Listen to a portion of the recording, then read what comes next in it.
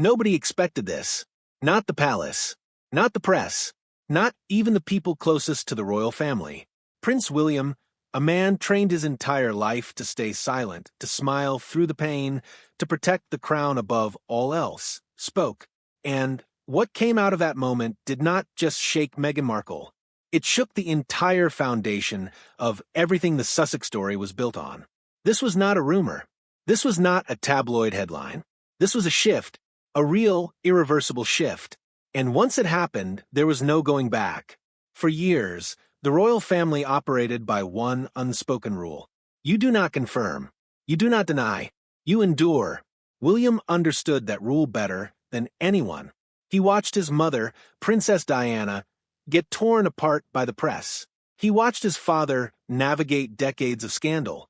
He learned early that the monarchy survives by staying still, by giving nothing away, by letting the storm pass without flinching.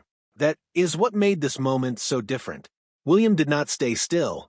He moved, and the move he made sent a signal so clear, so sharp, that everyone paying attention felt it immediately. Some reports suggest that behind the polished exterior of royal engagements and carefully worded statements, something had been building for a long time. Observers noticed subtle shifts in how William carried himself in public settings where Sussex-related topics were raised. The tightening of the jaw, the measured pause before speaking, the eyes that said far more than the scripted words ever did. But this time it was not subtle. The DNA twist, and we will get deeper into exactly what that means, did not appear out of nowhere. It emerged from a combination of events, conversations, and revelations that had quietly been accumulating over months. Many believe that William had been sitting on certain information, certain knowledge, waiting, not out of cruelty, but out of patience, out of strategy. Because William, whatever else you might say about him, is not impulsive. He calculates. When the moment came, it landed like a stone dropped into still water. The ripples moved outward fast. They reached Meghan. They reached Harry. They reached the people who had staked their reputations on the Sussex narrative being true, being solid, being untouchable. And here is the part that makes this so gripping. Meghan Markle built her public identity on a very specific story. A story of exclusion, of pain, of a woman who tried to belong and was pushed out. That story required certain things to be true, certain relationships to be broken in certain ways, certain versions of events to remain unchallenged. William's revelation did not just challenge one piece of that story. It pulled at a thread that some insiders believe could unravel far more than anyone is prepared to admit publicly. The crack was now open, and the light coming through it was uncomfortable for everyone standing in the Sussex corner. What exactly did William reveal? And why did it hit Meghan so hard? There are moments in a person's life when the mask slips, not because they want it to, but because what they are feeling is simply too large to contain. Meghan Markle has always been composed in public, trained as an actress, skilled at controlling her image, careful about every word, every expression, every carefully placed pause in an interview. But when William's revelation began to circulate in the circles that matter most, the palace, the press, the powerful, something in Meghan's public presence shifted, and the people watching closely noticed it immediately. It started with the silence. Meghan and Harry have never been quiet when they felt attacked. They have given interviews, released statements, launched podcasts, written memoirs. Their entire post-royal strategy was built on speaking loudly and often. So, when this story began to move and their response was nothing, that silence became its own kind of statement. Observers noticed that Meghan's team, usually fast and aggressive in pushing back against negative narratives, went unusually still. No carefully worded denial. No source close to the Duchess offering a counter-perspective. Just quiet. And in the world of royal politics, quiet from the Sussex camp is rarely accidental. Body language experts who have studied Meghan's public appearances noted something interesting in the days following the initial reports. In footage from a public appearance, Meghan carried herself with what one analyst described as a controlled tension. The smile was present. It is always present. But the eyes told a different story. There was something behind them that looked less like confidence and more like calculation. Like someone running through scenarios. Like someone trying to figure out the next move on a board that had suddenly changed. Many believe this reaction was not just about the revelation itself. It was about what the revelation represented. For Meghan, the entire Sussex brand rests on a particular dynamic. Harry and Meghan against the institution. The couple who chose love and freedom over duty and silence. The narrative only works if the institution remains the villain. If William remains the cold, distant brother-in-law who never truly accepted her. If the palace remains the machine that crushed her spirit. But William's move complicated that picture significantly, because what some reports suggest is that the information William brought forward was not an attack born out of malice. It was not a revenge play. It was, by several accounts, something far more unsettling for Meghan to process. It was factual. It was calm. And it was delivered in a way that left very little room for the kind of emotional reframing that Meghan has proven herself skilled at doing. When someone attacks you with anger, you can fight back with equal emotion. You can paint them as bitter, as threatened, as desperate. But when someone presents something quietly with evidence, with composure, that is a different kind of confrontation entirely. That is the kind that keeps you up at night. Harry, for his part, appeared visibly conflicted in the limited public footage available from this period. Some reports suggest that even within the Sussex household, there were conversations happening that were far from comfortable. Because the DNA twist did not just affect Meghan's narrative. It touched something that sits at the very core of Harry's identity and his relationship with the family he left behind. And that brings us to the part of this story that truly changes everything. If you are finding this breakdown compelling, make sure you like this video and subscribe. There is so much more to this story, and you do not want to miss a single piece of it. The phrase DNA twist sounds dramatic. It sounds like something pulled from a television thriller. But in the context of the British royal family, where bloodline, succession, and legitimacy are not just symbolic, but legally and historically significant, the word DNA carries a weight that most people outside that world simply do not fully understand. To understand why this matters so deeply, you have to understand what the royal line actually means. It is not just about who sits on the throne. It is about centuries of documented lineage. It is about titles, inheritance, legal standing, and the carefully constructed story that the monarchy tells the world about itself. Every name on that family tree carries meaning. Every addition to that tree is scrutinized, and any question about the accuracy of that tree does not just ruffle feathers. It shakes the entire structure from the foundation upward. Some reports suggest that the DNA-related information William brought forward was connected to questions that have quietly existed in certain circles for longer than most people realize. These were not loud questions. They were whispered ones. The kind that get passed between insiders in careful language, never written down, never spoken in rooms where the wrong people might hear. But whispers have a way of becoming undeniable when the right person decides to stop whispering. William is not a man who acts without reason. Every senior royal understands that any move made in the ongoing Sussex situation carries consequences. For the monarchy, for the family, for the public perception of the crown. So when William chose to bring something forward, something connected to DNA, to bloodline, to the very biological facts that underpin royal identity, it was not a casual decision. It was a considered one, a strategic one, and many believe it was also a necessary one. Now here is where the story becomes truly layered. The DNA twist does not exist in isolation. It connects to Archie. It connects to Lilibet.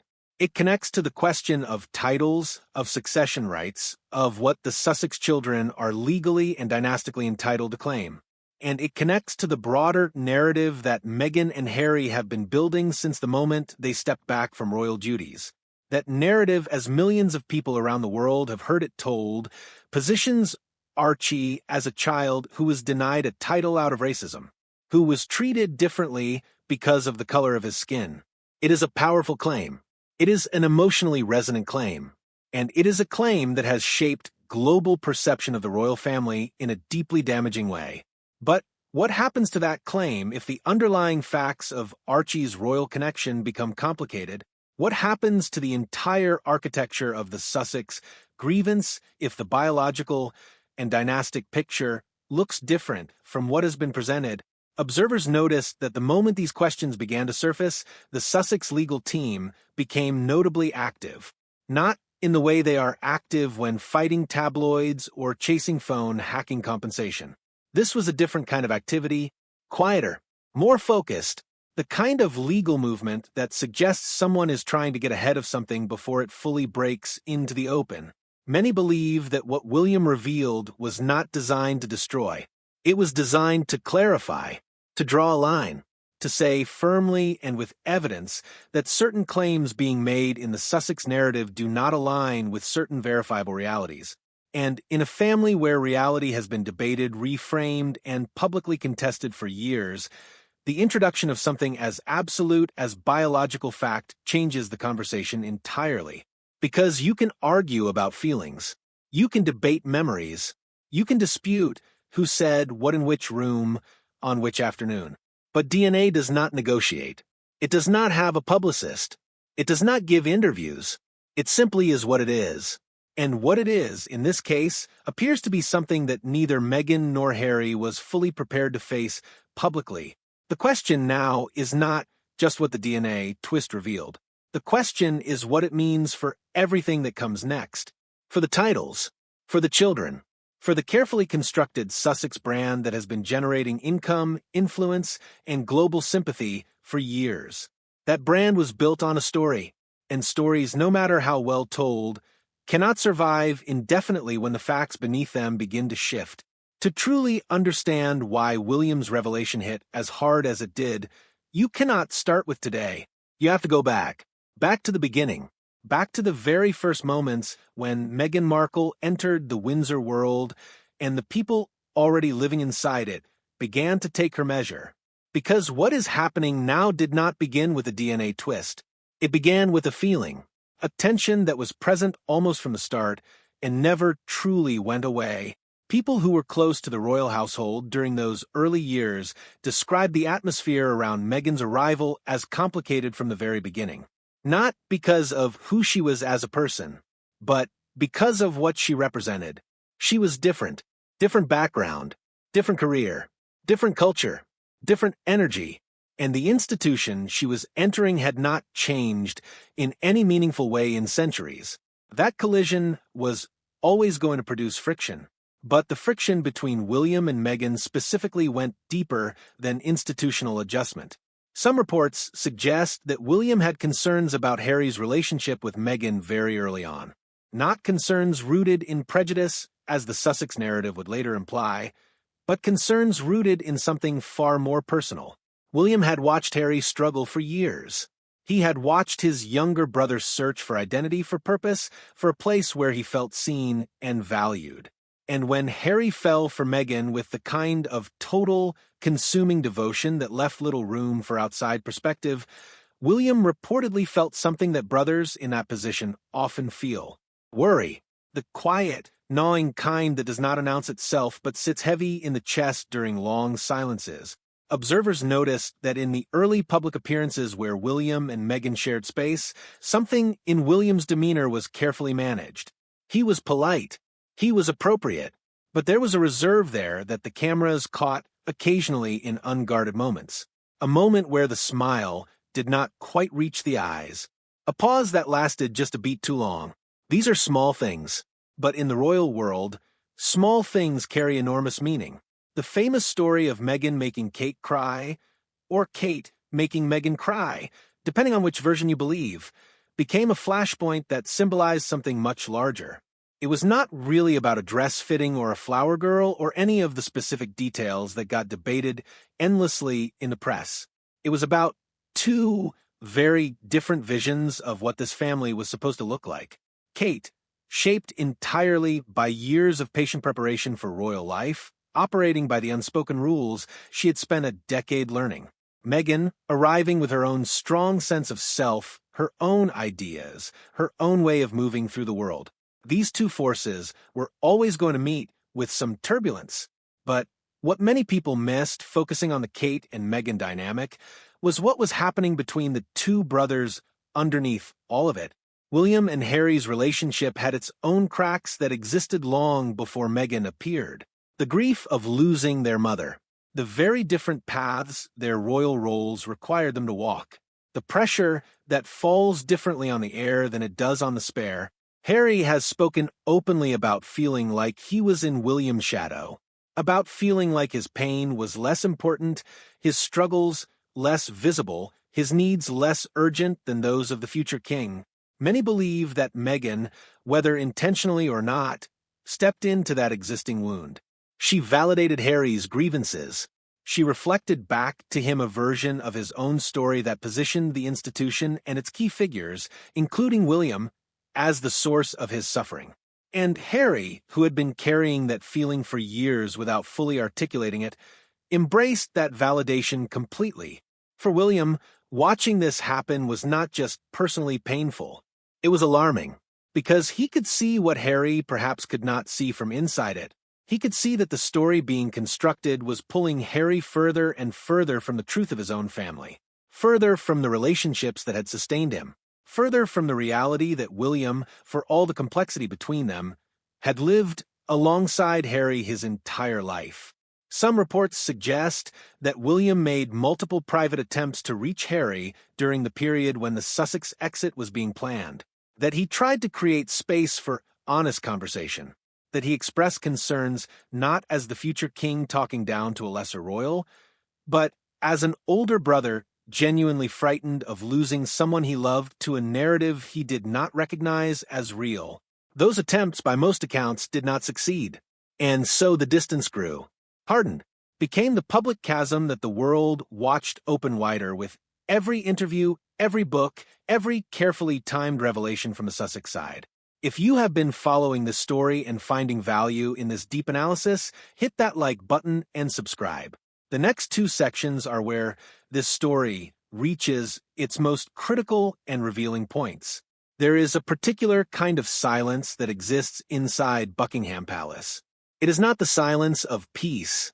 It is not the silence of contentment.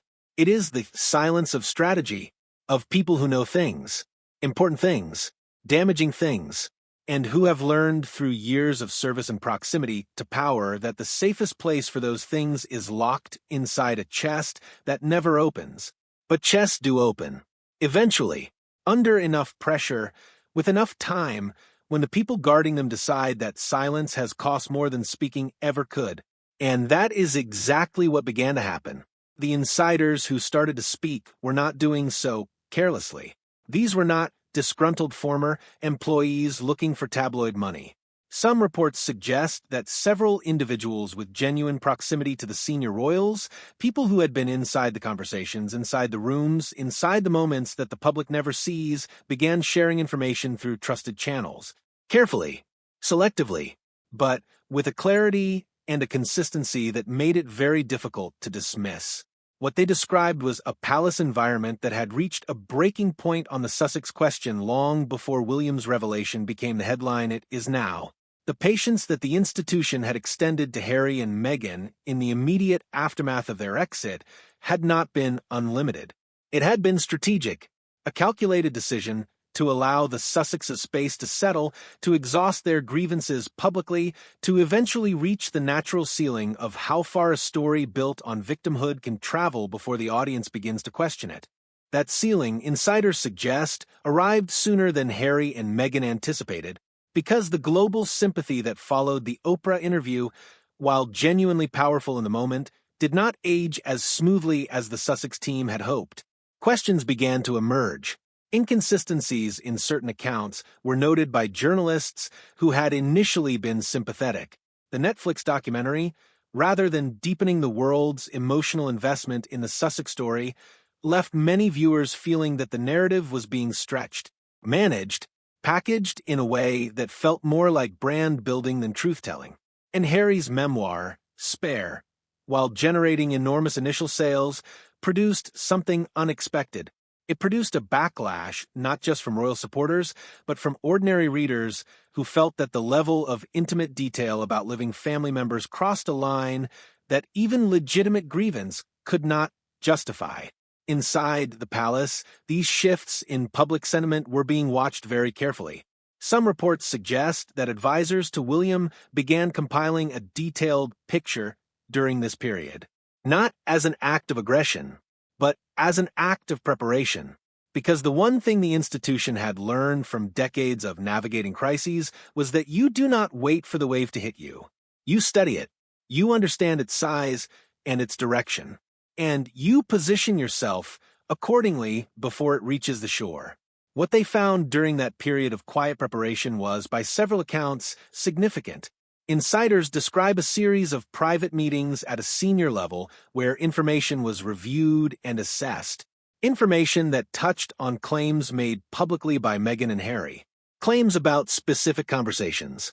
Claims about specific decisions made within the palace regarding the Sussex children. Claims about the treatment Meghan received during her time as a working royal.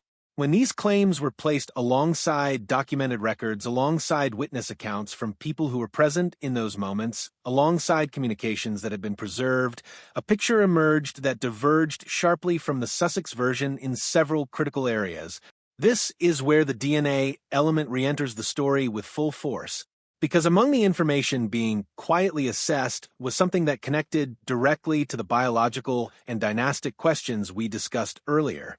Something that had been treated as too sensitive, too explosive, too potentially destabilizing to surface publicly.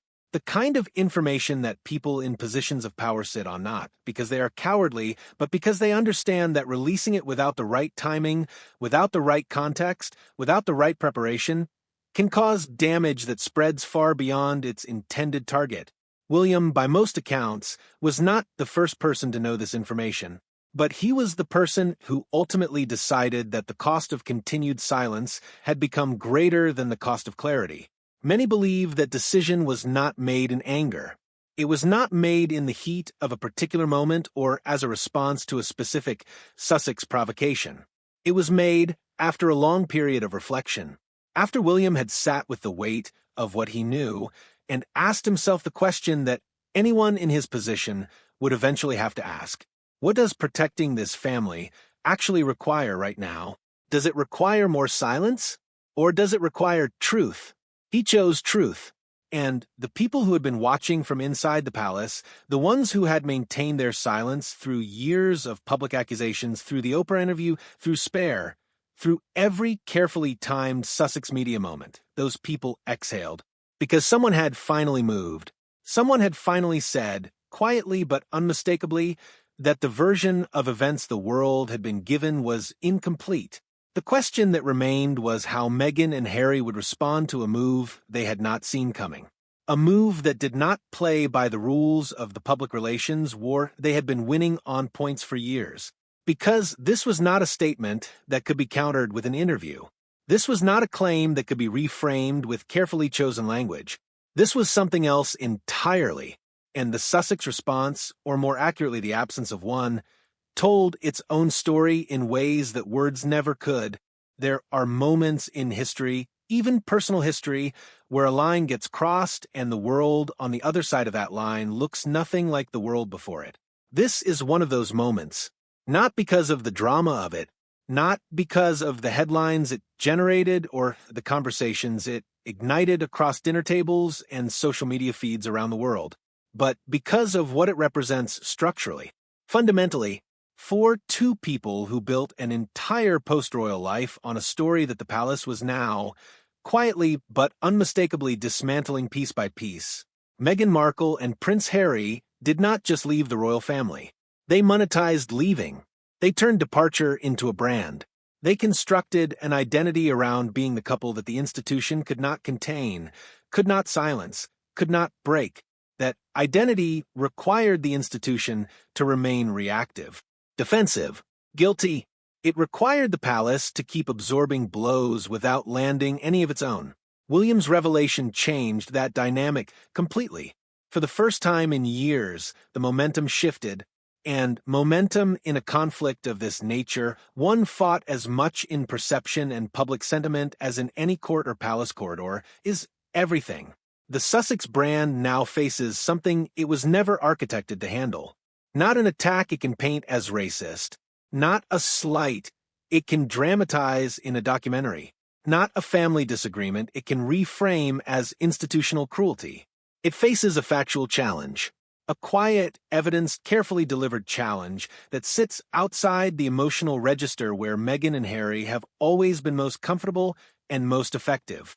Some reports suggest that within the Sussex inner circle, the mood shifted noticeably following William's move. People who had been enthusiastic architects of the ongoing public campaign began asking questions about strategy, about sustainability, about what the next chapter of the Sussex story actually looks like when the foundational grievances it was built on are being challenged, not with emotion but with evidence. These are not comfortable questions for a team that has operated for years with the confidence of people who believed they controlled the narrative entirely, because controlling the narrative requires the other side to stay passive. The moment the other side activates, the moment they bring their own information into the public conversation, the balance of the entire story shifts. And it shifts fast, because audiences, however sympathetic they may be to a particular figure, are ultimately drawn to complexity, to the possibility that a story they thought they understood fully might actually have dimensions they were never shown. William understood this, and many believe he understood it with the precision of someone who had been studying the Sussex media strategy for years, identifying its pressure points, waiting for the right moment to apply force in exactly the right place. The impact on Harry deserves its own examination, because Harry is not simply a supporting character in this story. He is a man who made the most consequential decision of his royal life based on a particular understanding of his family, his history, and his own identity. He walked away from everything the institution offered: the protection, the structure, the belonging that comes from being part of something ancient and significant. He walked away because he believed genuinely and deeply that the institution had failed him, that it had failed Meghan, that leaving was not just the right choice, but the only choice. What happens to a man who built his entire post-institutional identity on a version of events that is now being publicly complicated? What happens when the brother he cast as cold and indifferent turns out to have been carrying information that reframes the entire story? What happens when the fortress of certainty that Meghan helped Harry build around his own narrative develops cracks that neither of them can plaster over with another interview or another streaming deal? Many believe Harry is in a genuinely difficult position right now. Not just publicly, privately. Because the man underneath the Sussex brand, the man who is fundamentally still a son, still a brother, still someone shaped entirely by the family he left, has to reconcile two very different versions of reality. The one he has been living publicly for years, and the one that William's revelation has now placed directly in front of him. Observers noticed that Harry's public appearances in recent months have carried a quality that is difficult to name precisely, but impossible to miss once you see it. A kind of weariness that goes beyond tiredness. The look of someone who is maintaining something that has become very heavy to carry. Someone who is performing a certainty that no longer feels entirely solid beneath his feet. As for the crown itself, William's move was as much about the future as it was about the present. Because William is not just a brother in a family dispute. He is the future king, and the future king made a decision that sent a message not just to Harry and Meghan, but to everyone watching how the monarchy navigates the Sussex question going forward. The message was clear. The patience of the institution is not infinite. The willingness to absorb public attacks without response has its limits, and when those limits are reached, the response that comes will not be emotional. It will not be defensive. It will be measured, evidenced, and devastatingly precise. That is a different kind of royal family than the one Harry and Meghan calculated they were dealing with when they made their exit. And adjusting to that reality, if adjustment is even possible at this stage, will require the Sussexes to do something they have shown very little willingness to do throughout this entire saga. It will require them to be honest, not with the world, but with themselves, because the world can be managed, audiences can be influenced, narratives can be shaped and reshaped with enough skill and enough resources. But the truth that exists between people who have known each other their entire lives, who have shared grief and history and blood, that truth has a way of surviving every attempt to bury it. William brought it back to the surface, quietly, deliberately, with the patience of a man who knew exactly what he was doing and exactly what it would mean. And now everyone is living in the world that decision created, a world where the Sussex story, for the first time, feels genuinely fragile, where the ending that Meghan and Harry envisioned, the one where they stood vindicated and the palace stood diminished, no longer looks inevitable, where the possibility exists seriously and credibly for the first time that history will tell this story very differently from the way the Sussexes have been telling it. Some doors, once closed, do not open again. Some moments, once past, cannot be recovered. Some revelations, once made, change everything they touch permanently and without mercy. This is one of those revelations, and the Sussexes, whatever they say publicly, whatever carefully worded statements their team eventually produces, know it. The crown endures. It always has. Not because it is perfect, not because the people inside it are without fault or failure, but because it understands something that those who challenge it often underestimate. It understands time, and time, in the end, has a way of revealing everything. If this analysis moved you, challenged your thinking, or gave you a deeper understanding of one of the most complex royal stories of our generation, please like this video, leave a comment with your thoughts, and subscribe for more in-depth royal and celebrity analysis. Your support makes this work possible and keeps this community growing.